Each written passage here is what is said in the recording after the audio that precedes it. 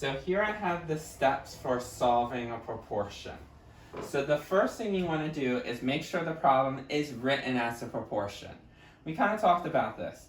You must have a fraction on the left side, you must have a fraction on the right hand side, and you must have an equal sign. Now the key thing is that the entire left side must be in a fraction, okay? So you got to be careful there. What do I mean by the entire left side being a fraction? This would be a perfect example. Here, the entire right-hand side is a fraction, and we have an equal sign.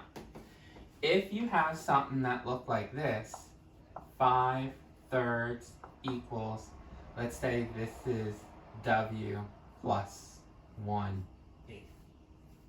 And some people might say, oh, isn't this a fraction, a proportion? You got the equal sign, you have a fraction here, and you have a fraction here. The problem is, this is just one fraction. Over here, technically, even though it doesn't look like it, it's two fractions.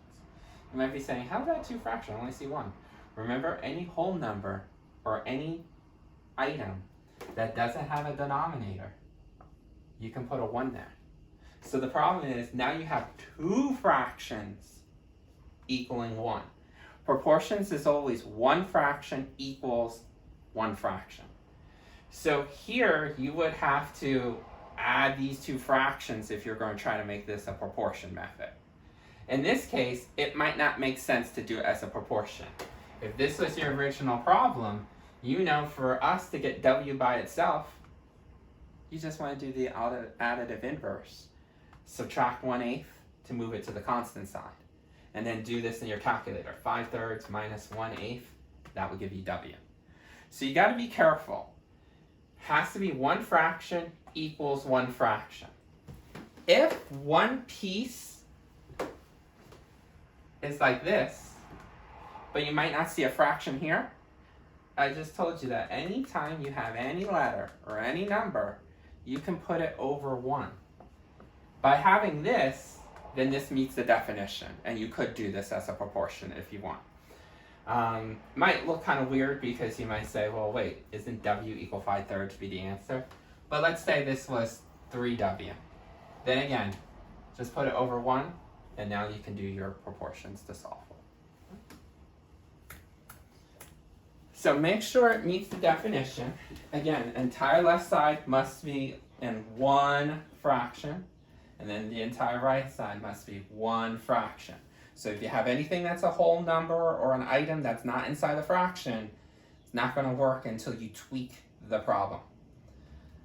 Next, once you realize that you have one fraction on the left, one fraction on the right, and the equal sign, we just told you, can't have multiplication, has to be equals, then you're just going to draw your butterfly wings. We call them cross products, the mathematician word. For you, you can just say butterfly wings.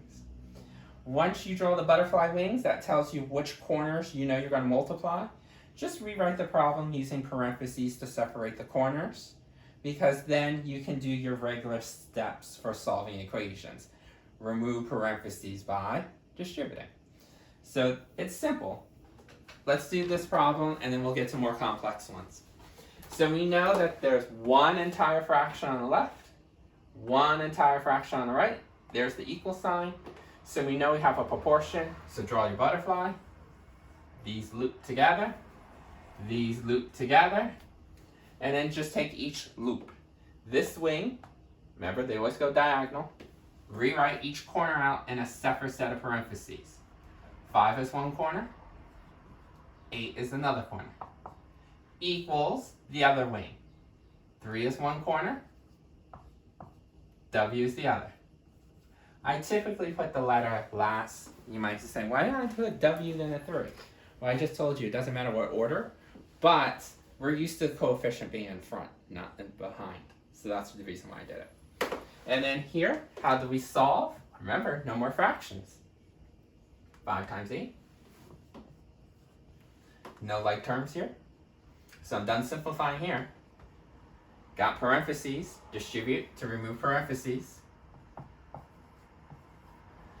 Coefficient variable, no like terms there, so we're done simplifying.